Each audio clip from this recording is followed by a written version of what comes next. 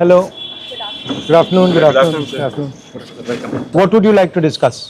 केवल 2% कॉलेजेस हैं जिनके अंदर एचओडी या principal SC ST OBC communities हैं, नहीं तो जितने बाकी इंटरव्यूज़ होते हैं एक कैटेगरी बना रखी है इन्होंने दिल्ली यूनिवर्सिटी में कि नॉट फाउंड सुटेबल।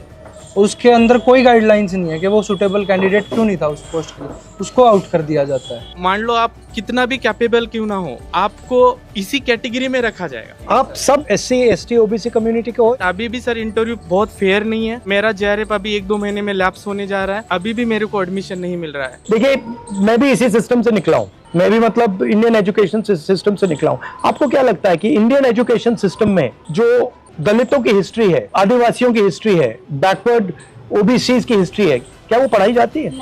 नहीं सर। कभी आपने उसको मतलब कहीं देखा है? सर अभी रिसेंटली कांचाइलया का कुछ रीडिंग था, उसको ड्यू से डिस्कार्ड कर दिया। Why is 90% history not in our books? Why is only 10% history in our books? Why is it not written, for example, in our history books that for 3,000 years Dalits have been treated like dirt, have not been respected, have not been given any space in society? Why is it not written in our books that for thousands of years the people who were called Shudras and Ati Shudras were not allowed to own property? Why is that not written in our books? Now I can understand if there is a community that is 5% of the country and they do not have access to corporate India, they do not have access to, अगर आपने कहा कि हाँ भैया India में ये छोटी सी community है, इसको एक्सेस नहीं मिलेगा, मैं समझ सकता हूँ, बट 90% को एक्सेस नहीं है। What is going on? So this what you are seeing here is the tip of the iceberg. There's nothing.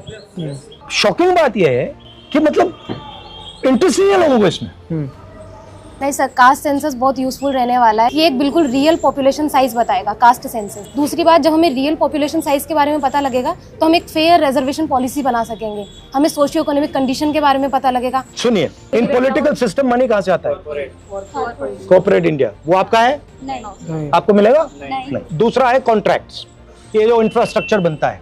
Telangana में हमने चेक किया, सारे के सारे कॉन्ट्रैक्ट्स की लिस्ट निकाली और हमने देखा भैया ये कॉन्ट्रैक्ट्स किसको जाते हैं। एक भी कॉन्ट्रैक्ट दलितों को, आदिवासियों को, पिछड़ों को नहीं जाता। तो कैसे पॉलिटिक्स करोगे आप? हम लोग पॉलिटिक्स कर भी नहीं रहे, हम लोग पॉलिटिक्स में यूज हो रहे हैं। वो दूसरी बात है।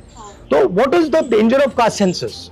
डेंजर ऑफ कास्ट सेंसस, देश को पता लग जाएगा कि भैया कॉर्पोरेट इंडिया में कोई नहीं है। In our country, whenever someone actually tries to voice their opinion, they are suppressed. Freedom of speech आज की डेट में आप देखो सर, comedians जेल में है and the actual criminals they are being acquitted. जब सर एडमिनिस्ट्रेशन या system ऐसे सिटीजन्स को फेल कर रहा है, how exactly can the citizens participate in the democracy? How where from where should we get the? You are fighting